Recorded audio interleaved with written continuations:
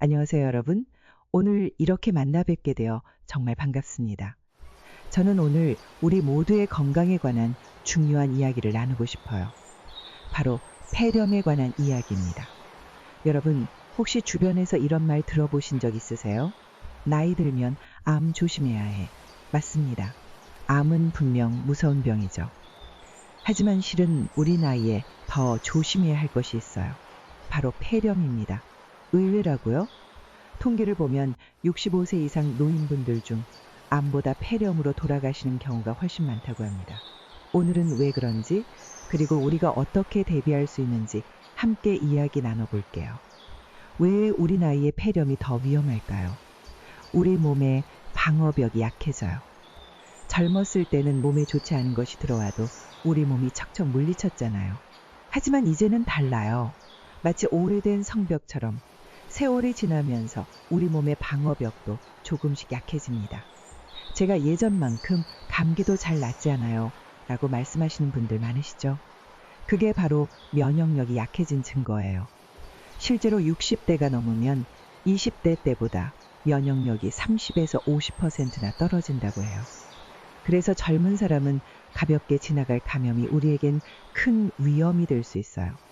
이미 여러 병과 싸우고 있는데 폐렴까지, 고혈압, 당뇨, 심장병, 나이 들면서 생기는 이런 만성질환들 있으시죠? 이런 병들이 있으면 몸은 이미 여러 전투를 치르고 있는 상태예요. 그런데 여기에 폐렴이라는 강력한 적이 또 들어오면 어떻게 될까요? 특히 만성 폐질환이나 천식이 있으신 분들은 더 위험해요. 김할아버지 기억나시나요? 평소 만성 폐쇄성 폐질환이 있으셨는데 작년에 폐렴으로 돌아가셨잖아요. 이렇게 기저질환이 있으면 폐렴으로 인한 위험이 2에서 3배나 높아진다고 합니다. 목이 잘 안 넘어가고 기침도 예전 같지 않아요. 나이 들면서 느끼시죠? 음식을 삼키는 것도 예전 같지 않고 기침도 힘이 예전만 못해요. 젊었을 때는 뭐가 목에 걸리면 쿨럭하고 바로 뱉어냈는데 지금은 그게 잘 안 돼요. 이게 큰 문제가 될 수 있어요. 음식이나 침이 실수로 기도로 들어가도 제대로 기침해서 뱉어내지 못하면 그게 폐에 들어가 감염을 일으킬 수 있거든요. 전문 용어로는 흡인성 폐렴이라고 하는데 우리 나이대에 정말 흔해요. 지난번에 밥 먹다가 살에 들었는데 한참을 기침했어요. 이런 경험 다들 있으시죠? 이런 일이 자주 있다면 더 주의하셔야 해요. 이상하다. 감기인가? 그냥 피곤한가? 젊은 사람들은 폐렴에 걸리면 확 알 수 있어요. 고열에 심한 기침, 가슴 통증까지. 몸이나 지금 아주 많이 아파요 라고 소리치는 거죠. 그런데 우리 나이엔 달라요. 폐렴이 와도 열이 살짝 나거나 평소보다 좀 더 피곤하거나 식욕이 떨어지는 정도의 증상만 나타날 수 있어요. 그래서 많은 분들이 그냥 나이 들어서 그런가 보다 하고 넘어가세요. 박할머니 기억나세요? 지난 겨울에 그냥 좀 피곤하다고만 하셨는데 결국 심한 폐렴으로 병원에 입원하셨잖아요. 이렇게 폐렴이 조용히 다가오기 때문에 조용한 살인자라고도 불린답니다.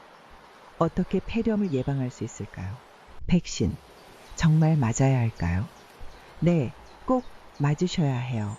폐렴구균 백신과 독감 백신은 우리 나이에 가장 중요한 방어책이에요. 작년에 독감 주사 맞았는데도 감기 걸리던데 이런 말씀 자주 하시죠? 하지만 독감 주사를 맞으면 독감에 걸리더라도 증상이 훨씬 가벼워지고 무엇보다 폐렴으로 악화될 가능성이 크게 줄어들어요. 또 폐렴구균 백신은 한 번 맞으면 몇 년간 효과가 있으니 정말 좋은 투자죠.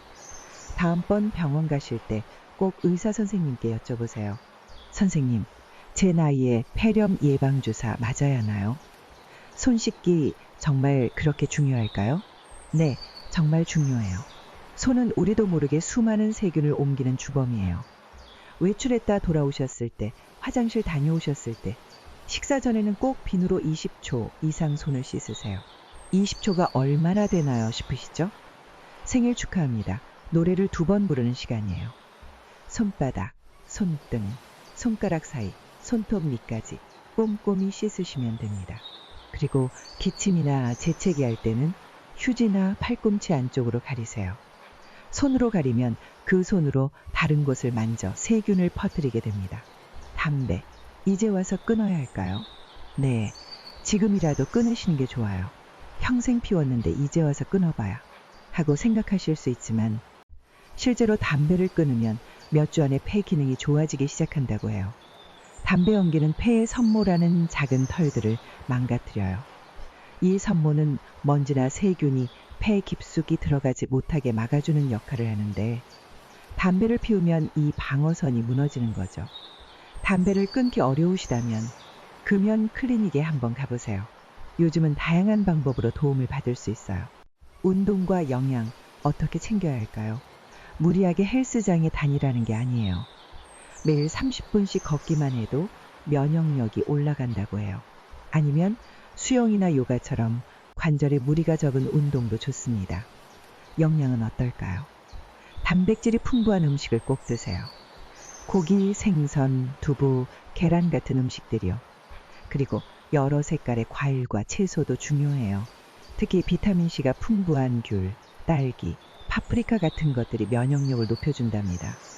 나 혼자 사는데 식사 챙기기 힘들어요 하시는 분들, 요즘은 어르신을 위한 도시락 배달 서비스도 많으니 한번 알아보세요.